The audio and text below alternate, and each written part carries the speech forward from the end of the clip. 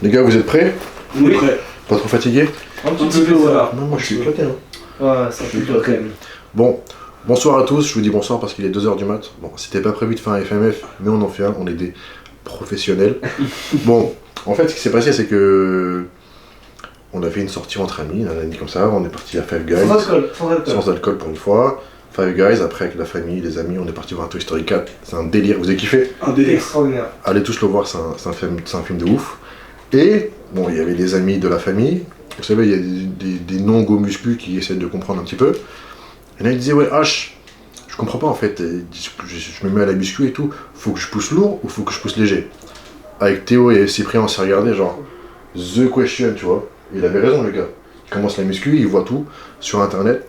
Et il entend tout et n'importe quoi dans les salles.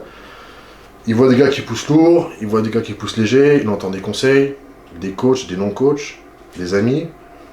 Ouais, frérot pousse lourd, frérot pousse pas lourd, frérot fait les deux, sans vraiment avoir l'explication derrière.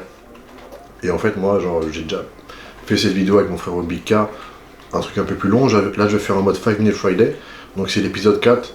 Tous les trois, on est très ravis de vous retrouver. Ça faisait une petite pause de 2 semaines. Là, on reprend, j'espère que vous allez kiffer.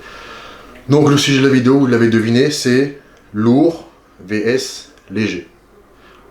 Attention, pour l'hypertrophie. L'hypertrophie, c'est gonflette, c'est création de masse musculaire, la taille du muscle, etc. Bon, je vais parler du lourd, du léger, les avantages, inconvénients de chacun, c'est très très important, avec une introduction du contexte qui est autour des deux pour mieux comprendre le sujet, et avec la petite conclusion qui est à la fois objective et subjective. Objective parce que la science et l'expérience, elle est là depuis des décennies sur la musculation. Et subjectif parce que voilà, j'ai pas mal d'élèves depuis pas mal de temps, des amis, et voilà, on sait très bien ce qui marche. Quand j'ai mon échantillon d'élèves, plus mes amis coachs qui ont leur échantillon d'élèves, voilà, on sait très bien ce qui marche pas. Donc, c'est parti, je lance le chrono, vous connaissez le concept, 5 minutes. Les gars derrière, c'est quoi qui compte qui? C'est qui compte qui, Théo? C'est pareil contre la Juve. Ouf, je suis en train d'éclater. Ouf, la Juve va prendre. La Juve, je sais c'est qui Paris. Je me suis tellement fait violer qu'aujourd'hui ça me fait plus rêve. La Juve va prendre. Je suis en train de digérer le Five Guys en plus. C'est parti, 5 minutes, go.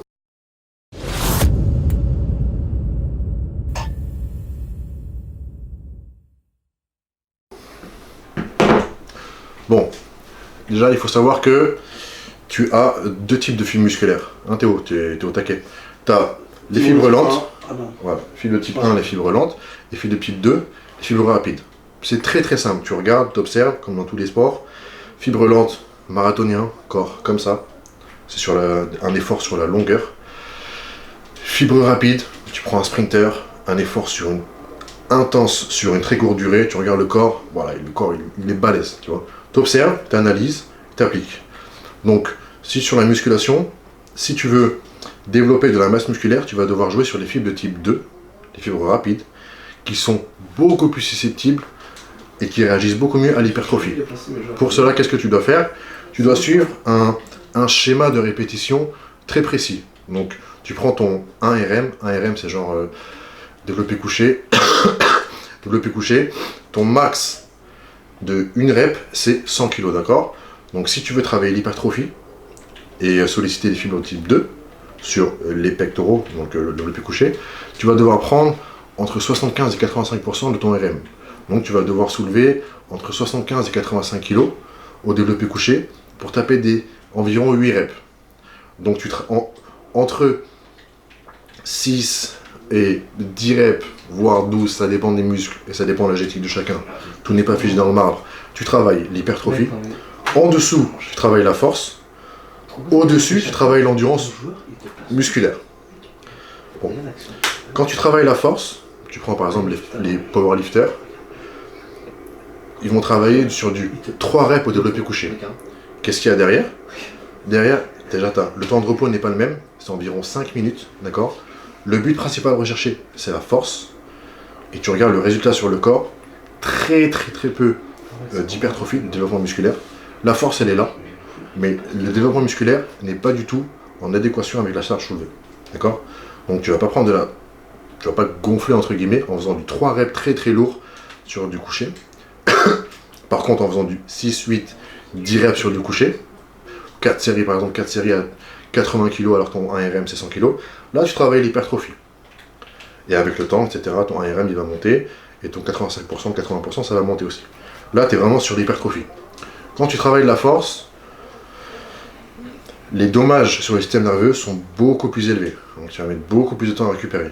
Sur l'hypertrophie, pareil. Le développé couché, c'est un mouvement polyarticulaire. C'est très très stressant pour les articulations, les muscles bien sûr. C'est très bien stresser les muscles, c'est ce qui crée l'hypertrophie, bien sûr. Mais c'est aussi stressant pour le système nerveux. Donc tu vas pas pouvoir venir à la salle tous les jours, taper ton 75-85% RM au développé couché. Si tu fais ça, gros, tu vas cramer ton système nerveux et tes risques de blessures sont beaucoup plus élevés.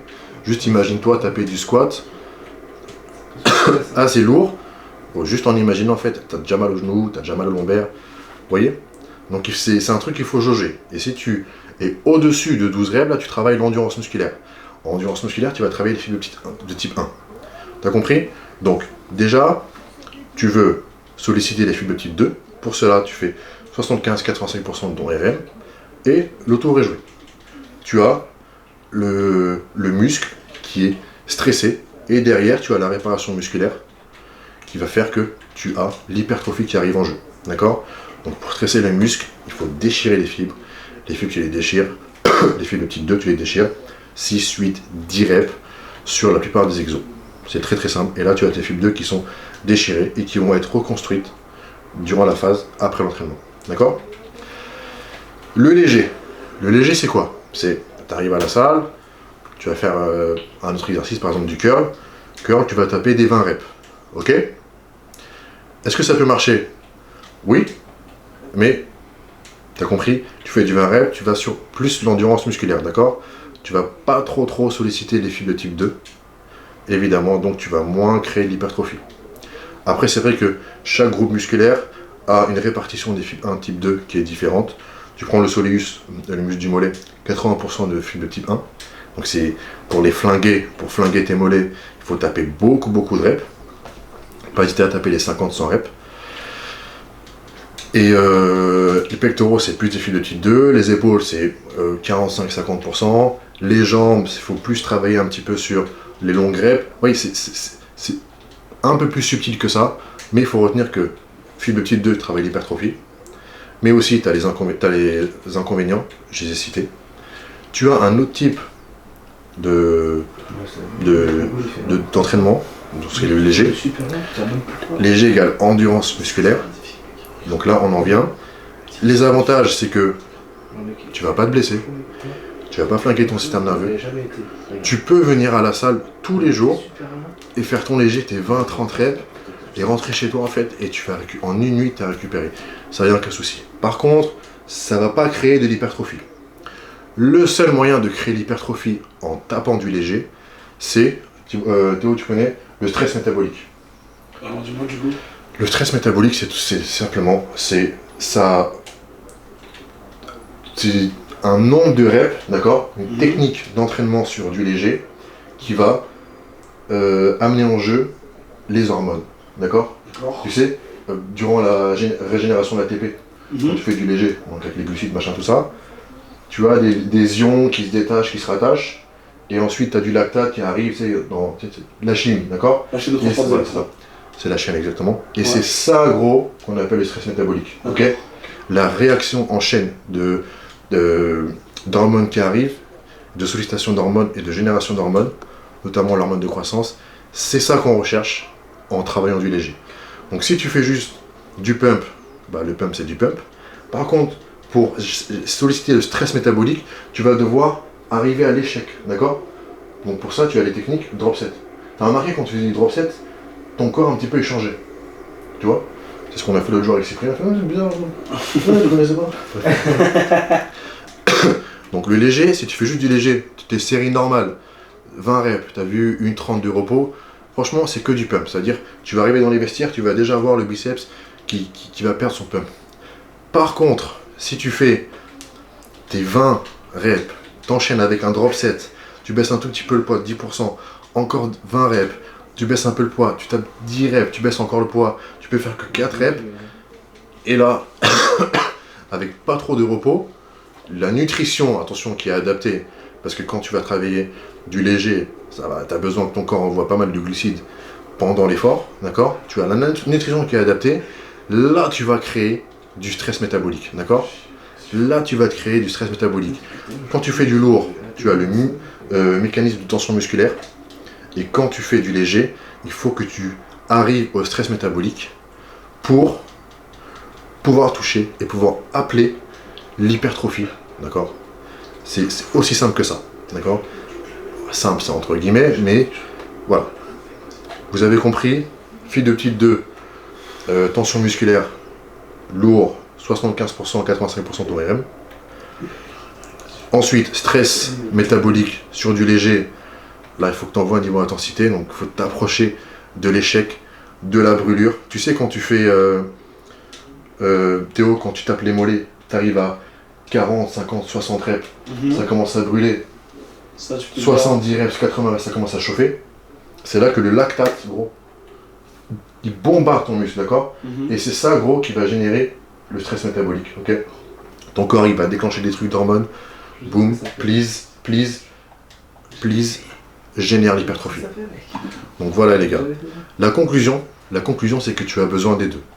Tu ne peux pas faire du lourd tous les jours à la salle. Tu vas te cramer le système nerveux, tu vas te blesser. Et dans ce sport, pour perdurer, il ne faut pas se blesser.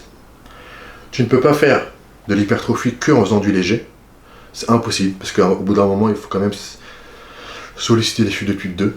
Quand tu vois des mecs, c'est très très important ce que je veux dire, quand tu vois les bodybuilders, ou les mecs balèzes de ta salle, et tu les vois, exactement comme toi Cyprien, les mecs les balèzes dans ta salle, tu les observes, et tu les vois quasiment taper que du léger, en fait, tu vois gros, ça fait 2 ans que tu les vois taper du léger, mais le corps n'évolue pas. Ils sont tout le temps balèzes au même point. Pourquoi? Parce que la base, ils l'ont créée en travaillant du lourd et les fibres de type 2. Et juste en fait, ils sont fatigués de faire du lourd, et ça c'est normal, c'est épuisant. Tu ne peux pas avoir le mental pour faire les deux, sauf si tu es Ronnie Coleman. Ils ont tout bâti sur le fibre de type 2, le lourd.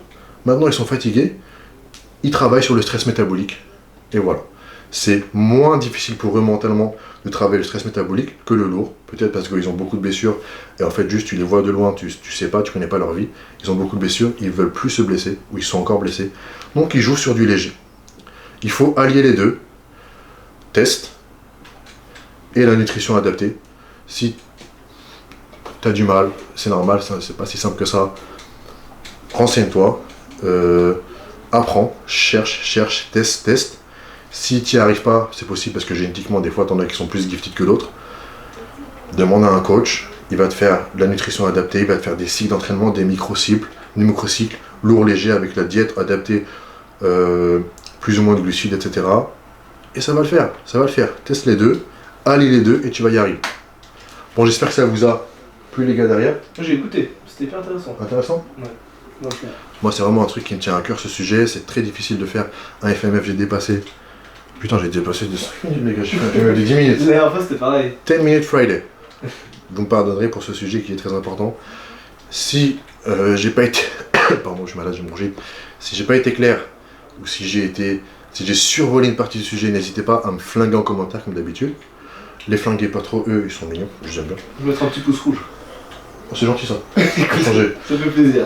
Si vous avez d'autres questions sur ce sujet, n'hésitez pas les gars. Comme d'habitude, moi, je regarde vos commentaires.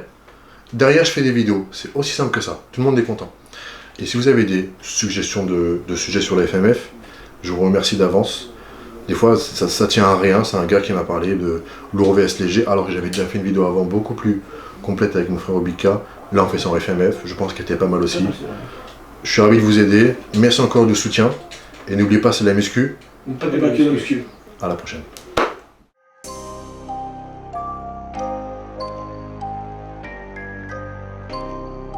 Josh on a fucking beat.